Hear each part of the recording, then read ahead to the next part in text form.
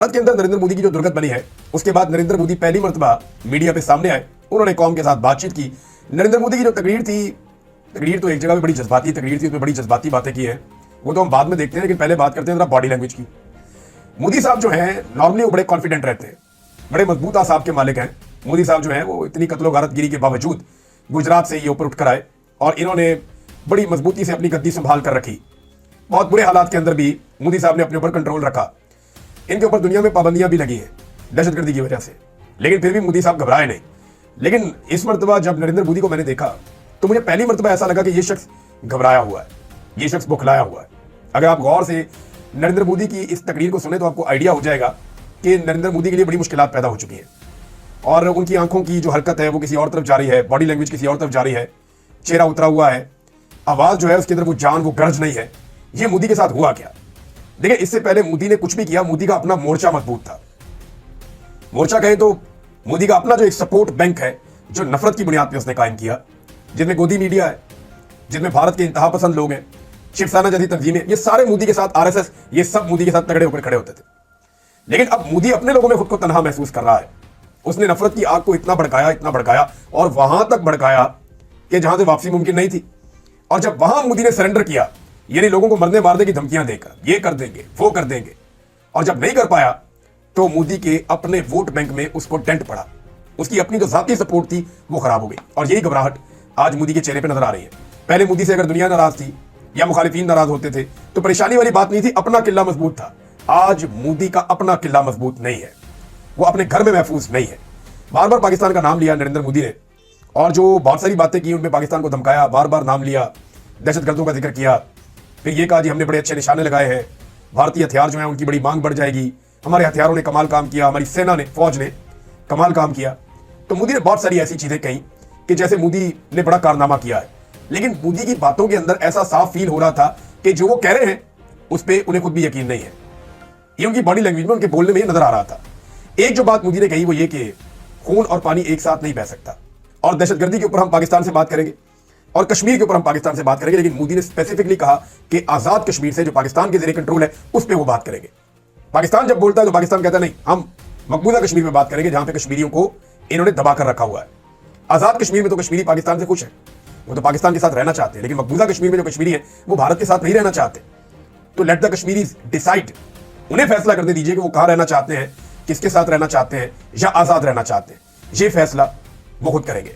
अब खून और पानी एक साथ नहीं बह सकता, इसका मतलब यह है कि दहशतगर्दी का बहाना बनाकर भारत सिंध तास मुआहदे की खिलाफवर्जी जारी रखेगा और वो ये कहता रहेगा कि हम पानी रोकेंगे, दरिया झेलम का, दरिया चनाब का और दरिया सिंध का।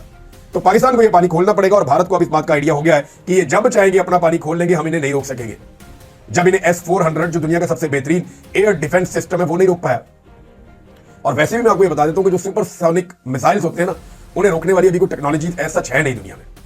जो दुनिया के फास्टेस्ट मिसाइल्स हैं वो भारत के पास भी है और पाकिस्तान के पास भी है। उन्हें रोकने के लिए कोई एयर डिफेंस सिस्टम इतने कारआमद है नहीं, वो अपने टारगेट पे जाकर गिरी जाते हैं।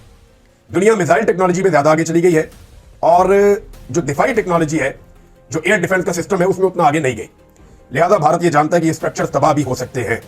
अब नरेंद्र मोदी ने इतनी जारहाना तकरीर की तो पाकिस्तान में से इसका जवाब कौन देगा, ये बड़ा सवाल। क्या वो खानदान जवाब देगा जिसको लाकर इक्तदार में बैठाया पाकिस्तान की एस्टेब्लिशमेंट ने?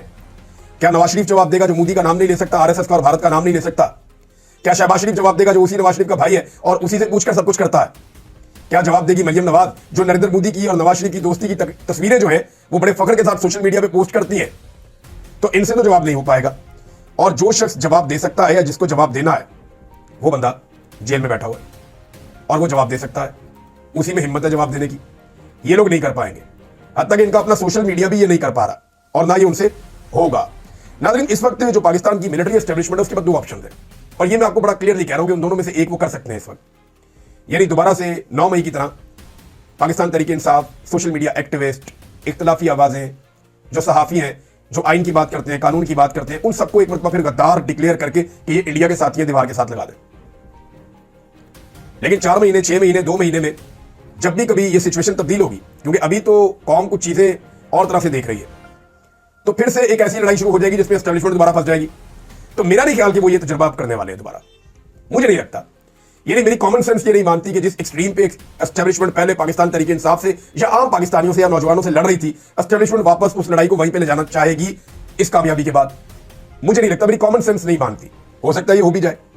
दूसरा जो ऑप्शन है वो ये है कि अदलिया को, सहाफत को, सियासत को और पार्लिमान को उसकी छीनी हुई स्पेस जो है वो एस्टेब्लिशमेंट वापस देना शुरू कर दे, उन्हें उनकी स्पेस वापस दे, ताकि सब सिविलियंस और इदारे अपना अपना काम करें और अपनी आईनी हुदूद के अंदर वापस चले जाए और पीछे हटना शुरू हो जाए। इन दोनों कामों को करने का ये बेहतरीन वक्त है, क्योंकि इस वक्त एक कामयाबी की सूरत में थोड़ा रिलीफ मिला है पाकिस्तान की एस्टेब्लिशमेंट को। मैं इसे रिलीफ कहूंगा। बहुत सारे लोग जमीन आसमान के कलाबे में ला रहे हैं। अभी जब मखसूस नशिस्तें पाकिस्तान तरीके इंसाफ की छीनी जाएगी, क्योंकि बेंच को देखकर तो यही लगता है कि सीटें छीन ली जाएगी। हालांकि यहां पे रिव्यू बनता भी नहीं था।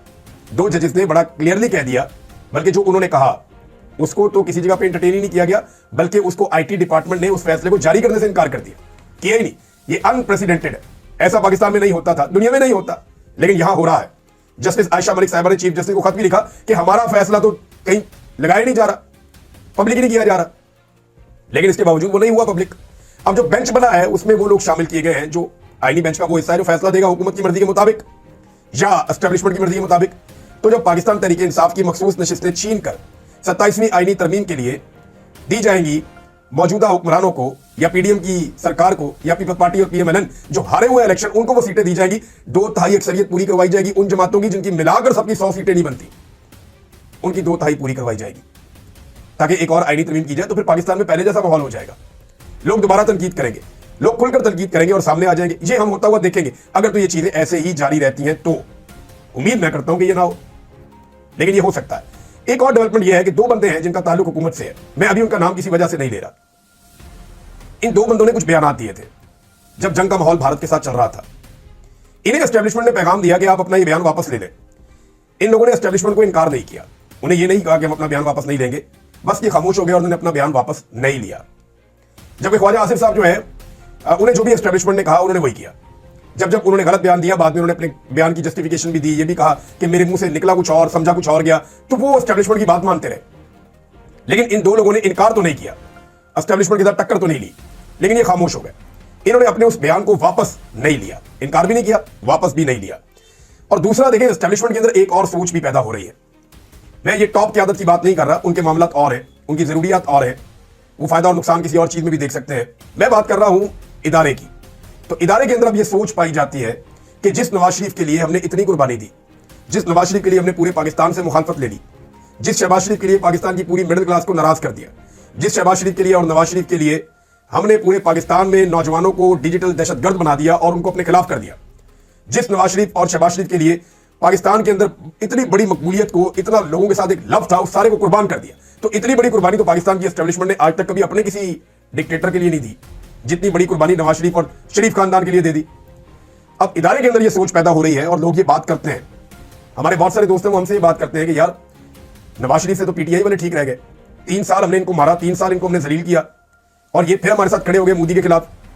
इन्होंने मोदी के खिलाफ लड़ाई में पूरा हमारा साथ दिया, पूरा नैरेटिव बनाया। यानी जिस वक्त भारत ये झूठी खबरें चला रहा था कि पाकिस्तान में इस वक्त एटीएम्स के बाहर रश लग गया, पाकिस्तान में इस वक्त जो है वो पेट्रोल पंप्स के बाहर रश लग गया, पाकिस्तान में इस वक्त जो है लोग भाग रहे हैं शहरों को छोड़ के, पाकिस्तान में इस वक्त जो है वो जनाब लोग राशन इकट्ठा कर रहे हैं। जब ये सारी खबरें भारतीय मीडिया झूठी चला रहा था और एक अफरा तफरी क्रिएट करना चाहता था, तो उस वक्त पाकिस्तान तहरीक इंसाफ का सोशल मीडिया और पाकिस्तान का वो आम नौजवान जिसे हम डिजिटल दहशतगर्द समझते थे, वो मैदान में आया।